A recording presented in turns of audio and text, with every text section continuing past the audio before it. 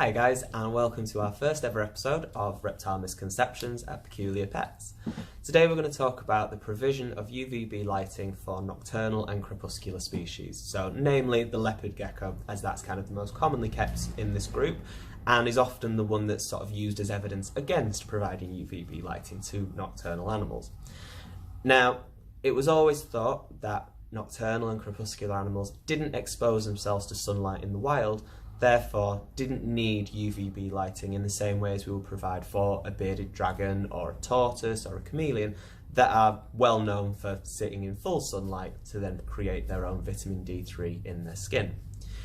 If you want more information on the processes that go on in this and sort of a wider understanding of UVB lighting, the D3 cycle and calcium assimilation, highly recommend the Arcadia range of books. So you've got Reptile and Amphibian Nutrition and the new series where the first one is Fire, and that talks all about how the sun interacts with living organisms on Earth.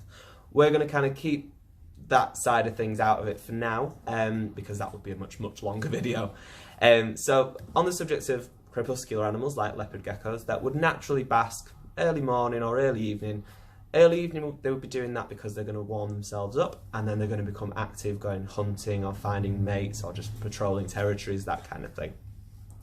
Vitamin D is made in the skin of animals, and it is made through exposure to UVB lighting combined with heat, which then allows the reaction to take place, and that vitamin D3 is then used to assimilate calcium into the system, so using it to build bones, for nervous system and for the muscle function as well.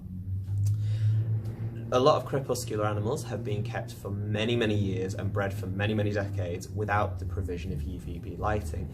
However, it is now becoming more apparent that when provided with UVB lighting, many of these animals will actually utilise it daily, and they will bask openly like you would see from a bearded dragon or a tortoise or a chameleon.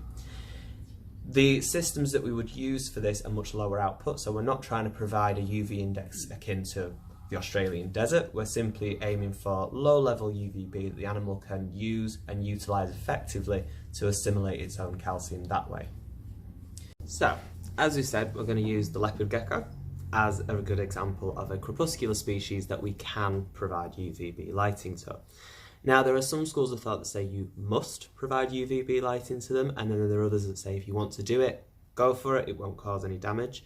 And then there are those that still say, even after all the evidence, that they do not in any way, shape or form need UVB lighting.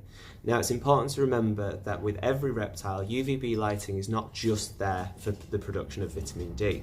There's also psychological effects and other physiological effects to exposure to UVB lighting, and just UVA lighting as well, to keep those circadian rhythms, so a day-night cycle and that kind of thing.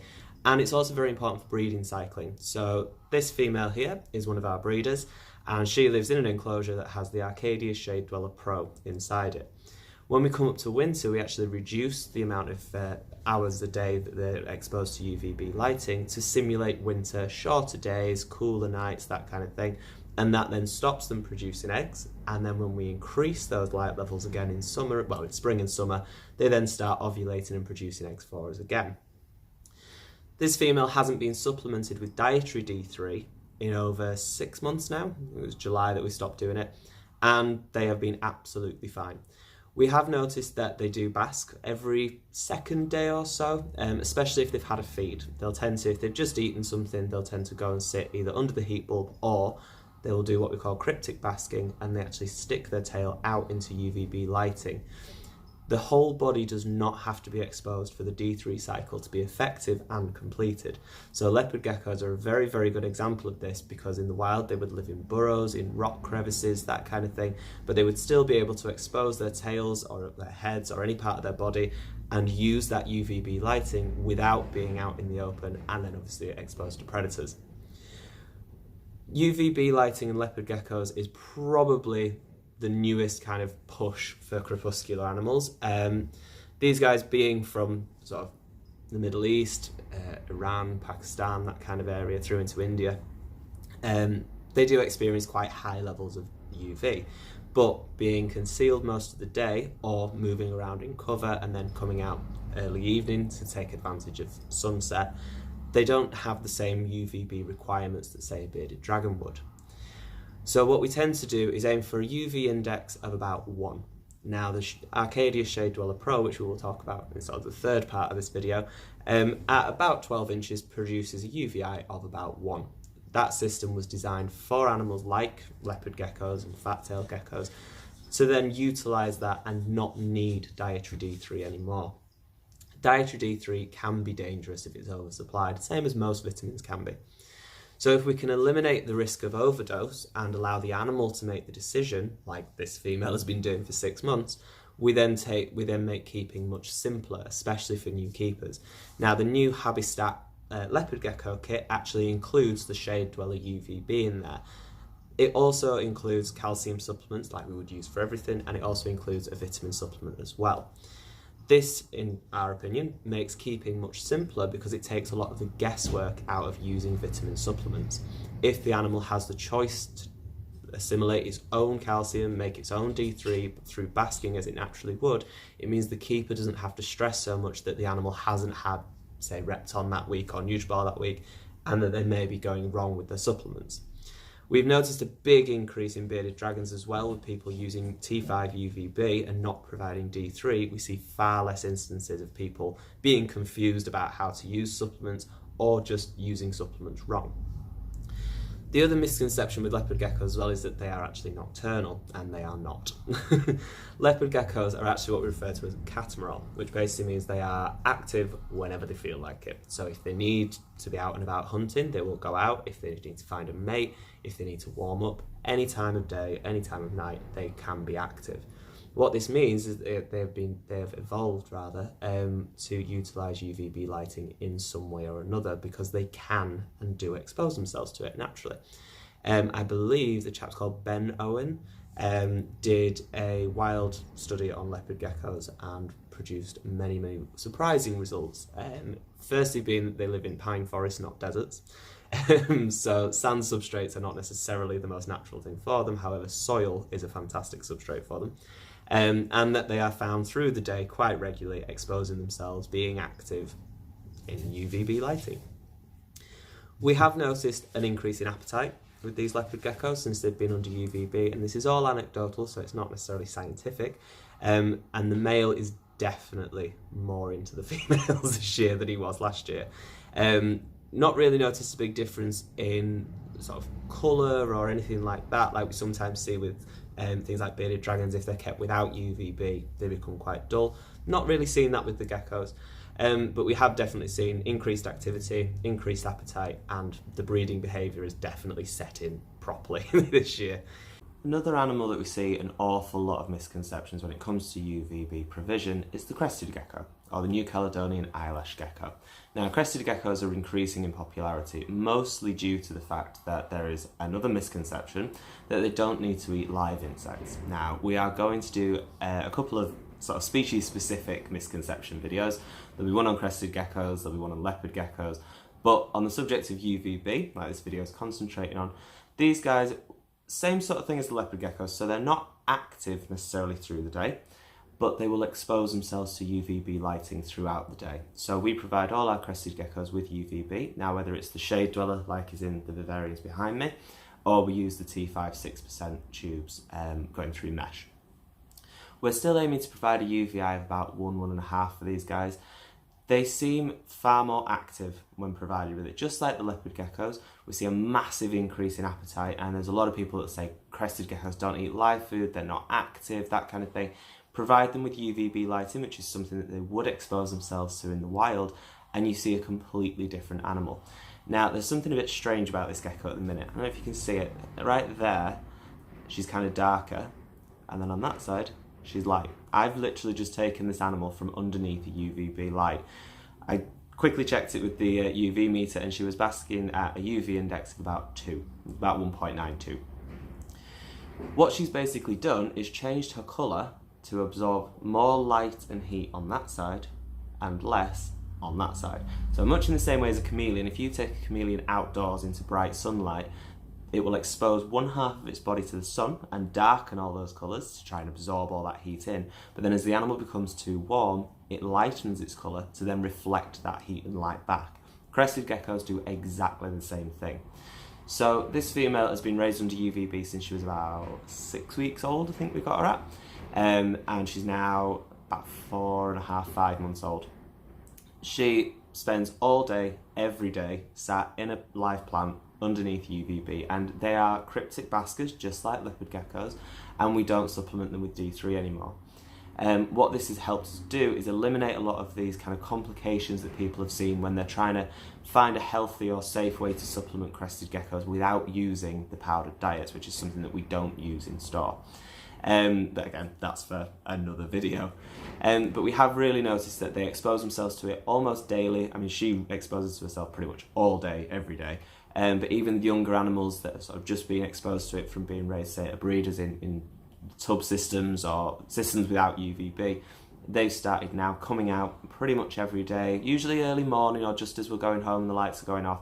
They'll come out, have an hour or two at a UV index of about 1.5, 2, and then they'll take themselves off and be active, or if they're basking in the morning, they'll then go and hide, usually leaving tail or a foot or just any extremity sticking out into the UVB, and then they're still taking full advantage of that to then assimilate their own calcium, and they're then controlling their own D3 cycle, just like we have with the leopard geckos.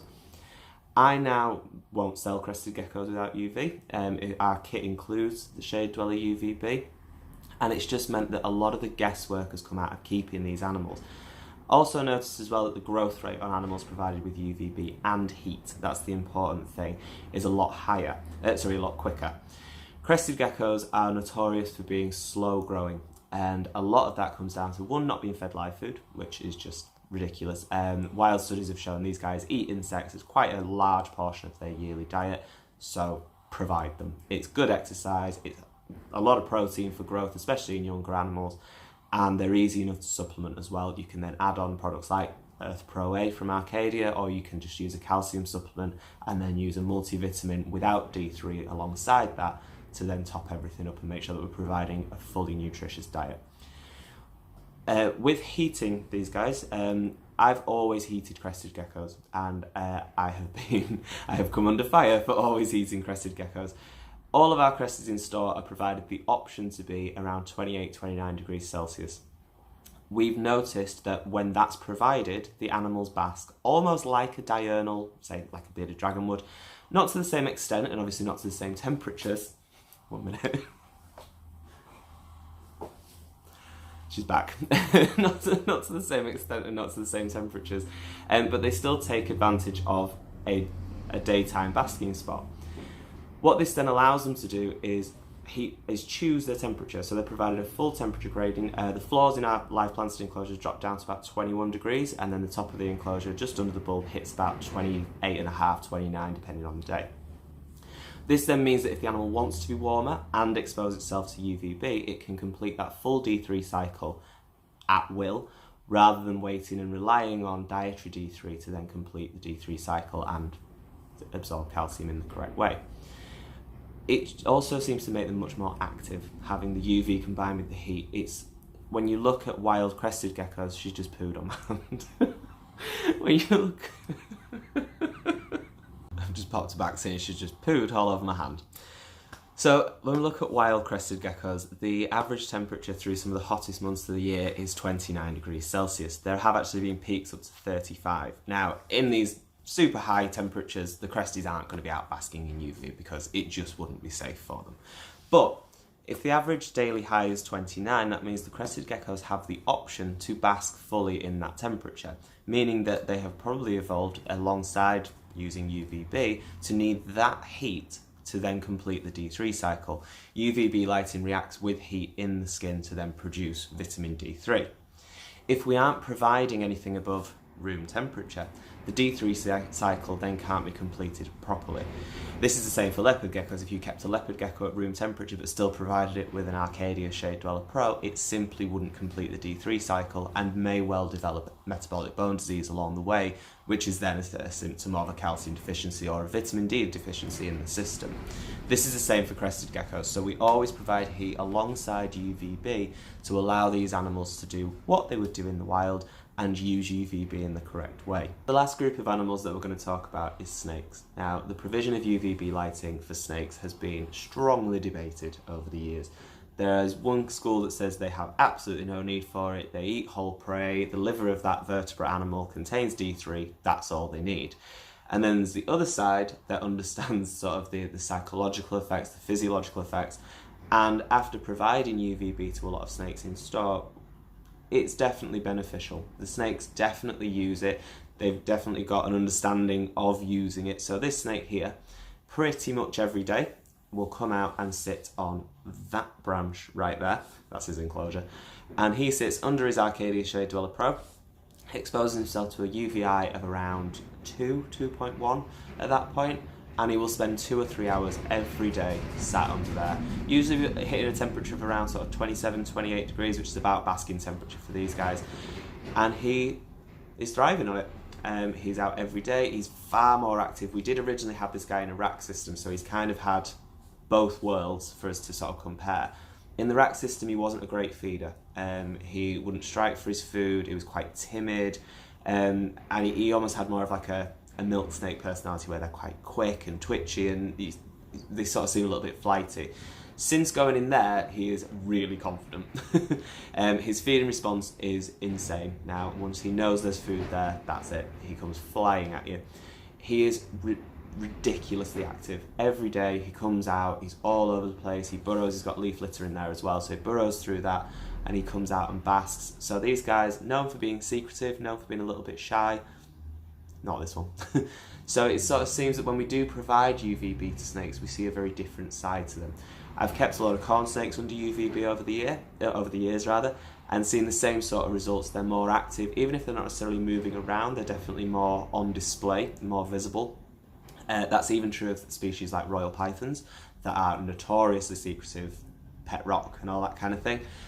Provided with UVB, they will utilise it, they will expose themselves to it. Again, a lot of snakes are cryptic baskers, so we're not necessarily going to see them sat out on a rock like we would with the bearded dragon, but we definitely see them, and that's the big difference. So these animals, if they had no use for it, wouldn't necessarily use it. So just anecdotally seeing the difference in personality and feeding response and even just activity levels of a snake under UVB, it's kind of pushed us more towards recommending it. We've always said if you want to add it, go for it, but since seeing a lot of the sort of anecdotal results that we've had in store, we're starting to look at recommending it a lot more, and all our snake kits now can come with a UVB light in there if people want, as just a little add-on for them. A lot of our customers use UVB lighting for their snakes and have reported similar results as well. Something that often comes up in discussion about UVB is the fact that it is dangerous if oversupplied. Now, this is true, and we have to be very mindful of how we are providing UVB to our animals and in what levels that we're providing UVB to our animals. Wild reptiles have evolved alongside the environment that they live in, so the UVI, the temperatures, the humidity, substrates, whether they're burrowers, arboreal, full sun baskers, nocturnal, crepuscular, catamaral, any of that is all part of evolving to cope in environments. UVB lighting is all about option. So with something like a leopard gecko or a crested gecko, we don't want the entire enclosure to have a UVI of 1 or 2. We want an area, usually the basking spot, to reach a UVI that the animal can utilise safely. So for a leopard gecko, we're looking at sort of 1, 1.5. For a crested gecko, we're looking somewhere between 1 and 2. For a bearded dragon, which is not nocturnal but is worth discussing, we're still looking at a controlled level of UVB. We don't want to put a 14% tube, say, into an 18-inch tall enclosure and be giving a UVI of 10 all across the enclosure, because the animal simply isn't built to cope with those light levels. Allowing option also allows us to then provide UVB to these mutations that we now have. So animals such as albinos or scaleless animals or even hypomelanistic animals. So if we look at something like bearded dragons, we have the scaleless bearded dragon or the silkback, which has had a lot of its wild protection from UVB and heat removed. These animals are notorious for skin problems, and that is often linked to the fact that no one truly understands what UVB they're providing, so they stick, say, a 12% T5 in there, leave the animal to it, and just go, oh well, it's a silkback, it had skin problems, when really if we used a more controlled method of UVB provision, we might not see these skin problems as much. And we've tried that in store when we had some silkbacks in for rehoming, and we noticed a difference within a few days, that if we reduce the UV levels that they were exposed to, their skin seemed to become less dry, less cracked, look less desiccated than it did when they were originally under the 12%. In leopard geckos in particular, we have the albino strains. So there are 3 strains of albino in leopard geckos, and all of them have a reduction in melanin, which is dark pigment in their skin. This then means that they don't have the same protections or the same controls over UVB absorption as they would in a wild animal, so say one with black spots all over it. This doesn't mean that we can't provide UVB to an albino animal, so be it an albino snake, an albino leopard gecko, an albino fat-tailed gecko. It just means that we have to provide it in a much more controlled way. So Arcadia have a product called the Mini Kit, which is a 2.4% tube, and can be used in exactly the same way as a shade dweller. Have it on the same end as the heating. We're providing a UVI that is more appropriate to an albino animal. They can then choose to use it or not. We have an albino leopard gecko in with the female that I showed you earlier. She is under the same UV as the normal girl was. She uses the same UV as the normal girl, but she uses it less often. Now, what we do with the leopard geckos that we provide UV to is we provide a hide in there that has a UVI of 0, and that allows a complete UV gradient across the enclosure. They can choose to bask in full sunlight and get a UVI of 1, 1.1, or they can be in the hide and have absolutely no UVB whatsoever. This is then obviously coupled with their basking spot as well to get the temperatures up there for them as well. We see the female albino a couple of times a week. She doesn't use it the same amount as the normal female does, and that is what we expected. We thought, well, we'll try it and we will see, and we saw exactly what we thought we would see.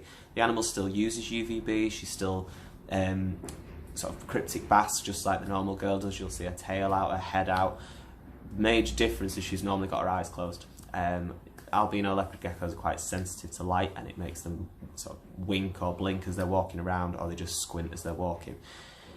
But it doesn't mean the animal has no need or no use for UVB lighting. It just means that it has to be provided in a much more controlled and safe way to allow the animal to use it while also not having the same wild protections that, say, a wild leopard gecko would have. What we wanted to come out of this episode was not to tell you that you have to keep your animal under UVB, although we would definitely recommend that you do. It's basically to show you that it is not a scary part of husbandry. If anything, it makes it easier. Supplementation is one of the most common questions that we get, and it's always about how often do I use this powder and this powder? Am I using this one too often? So we have products like Nutribol that are really, really high in D3, and back in the day when UVB lighting was pretty poor, Nutribol probably kept a lot of animals alive because it was a way to provide high levels of D3 into the diet to then top up this kind of shortfall that was provided by sort of poor quality UVB systems. Now that we have tubes capable of producing wild UV index for the animals, we don't need D3 supplements the same way that we used to. Now, some people still choose to provide vitamin D3 in the diets for their animals, even if they're providing a wild UV index. I actually think that's okay. And as long as you're doing it every few weeks as a bit of a top-up, a bit of a safeguard for yourself, there's no real issue with that. The problem is that there's no real science or evidence behind that being safe. I still do it with a couple of animals in store where I think they have high D3 needs. I'll provide that every couple of weeks. But we do still need to make sure that if we're providing UVB, that we aren't eliminating the other vitamins that need to come in these supplements as well. So there are products now like Zoomed's Reptile without D3, Arcadia Earth Pro 8, which is an all-natural product, and a few others as well that don't include D3 in the formula. This allows us to either provide pre-formed vitamins in the case of Reptile, because there's vitamin A in there, vitamin B, vitamin C, vitamin K, etc., which are still very, very important to the animal's metabolism, the animal's physiology. Vitamin A is also linked into metabolic bone disease as well, so it's really important that we have that in there. Or on the flip side, we have products like Arcadia Earth Pro A that provide the precursors to these vitamins. So Arcadia Earth Pro A is kind of so named because it includes a lot of carotenoids, which basically is the precursor to vitamin A in the reptile system. Some species use beta carotenes and others can't use those, so there is a broad spectrum carotenoid in there that allows a range of species to use the product. We've noticed since providing that we tend, especially with things like chameleons, we tend to see less issues with overdosing on vitamin A, which is just as dangerous as overdosing on vitamin D. So basically, once we kind of master or take the guesswork out of supplementation by using UVB, it's meant that a lot of species are much easier to keep for a new keeper because they're not worrying that they're oversupplying or even undersupplying. If the animal has the option to make its own decisions and kind of run its own metabolism as it should do, we don't have to worry as much about our input into these parts of keeping. So I hope really that you're taking away from this episode that there is a way to use UVB lighting for pretty much any species, and that it can be safely done, and that now you understand a little bit better why we recommend it in store and why a lot of people recommend it for keeping these animals. Being nocturnal, crepuscular or catamaral does not mean these animals have no need or even access to UVB lighting in their natural range, so it makes sense to then try and provide this in captivity. Wild recreation is something that Arcadia in particular have pushed, and a lot of keepers have started to make the move back towards naturalistic enclosures, providing UVB lighting, LED lighting to get that that bright lighting in there as well, and then that all coupled with wild recreated temperatures as well is allowing us to keep animals in a much better way than we were originally.